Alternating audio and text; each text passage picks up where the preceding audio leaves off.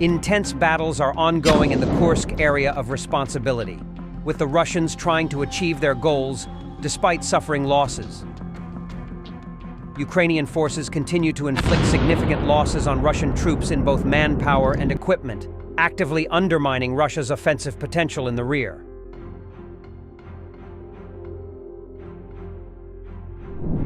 In dramatic footage, drone footage from the Ukrainian brigade shows a group of Russian armored vehicles.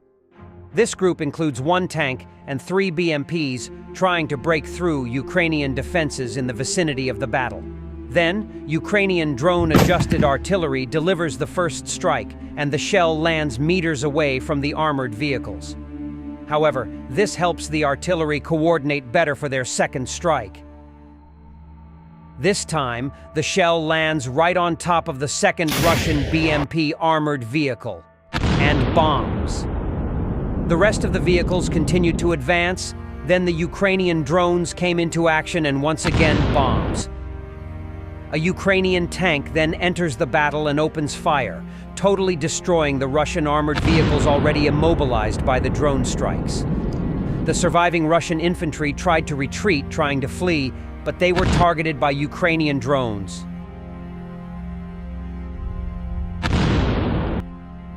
With some of Ukraine's drone operators having been fighting for almost 3 years now, they have flown hundreds, if not thousands, of missions each. This extensive experience has allowed them to perfect their skills, becoming frighteningly good at their craft.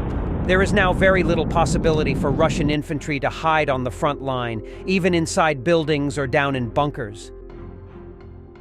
Ukraine's drones can blast open entrances or fly through narrow openings to strike their targets with precision.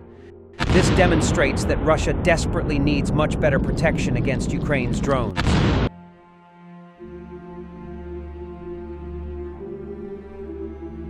In new cases in Frontline, shows a Russian turtle tank destroyed in a minefield. First, Russian forces drove turtle tanks, trying to clear the way for an attack. But things did not go according to plan.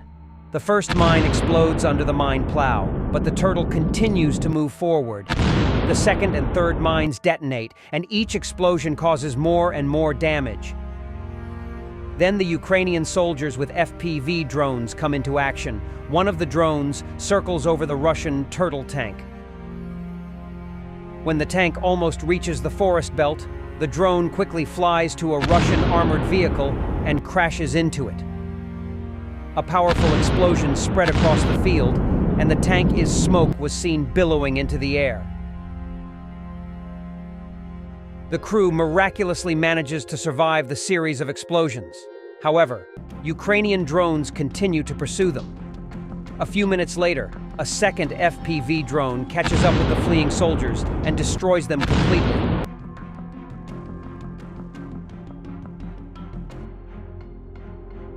In new footage shared online, where Ukrainian fighters demonstrated the spectacular destruction of a Russian Ural truck carrying soldiers.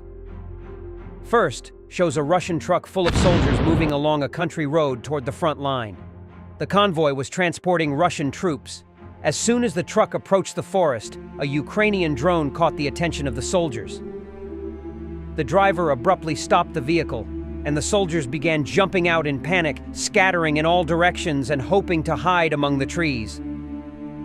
The driver of the vehicle kept moving instead, attempted to save the truck. Then the FPV drone, aiming directly at the cabin, hit its target.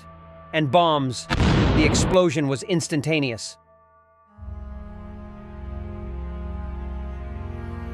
Geolocated footage shows Russia has advanced to the southeast of Koronevo in recent days, the ISW said. Russia has deployed just under 60,000 troops to Kursk, the source said, adding that Moscow was increasing its counterattacks. Ukraine has acknowledged Russia has launched counteroffensive pushes designed to peel back Kiev's grip in the region in recent months. But despite this, Russia has been slow to push opposition forces back to the border, while it has consistently made gains in Ukraine's east, toward the strategic transit hub of Pokrovsk.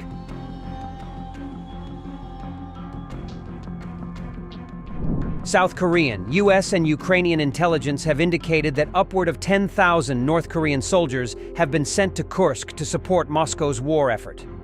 Reports have indicated the fighters are dressed in Russian military uniforms and integrated into the Kremlin's existing military forces.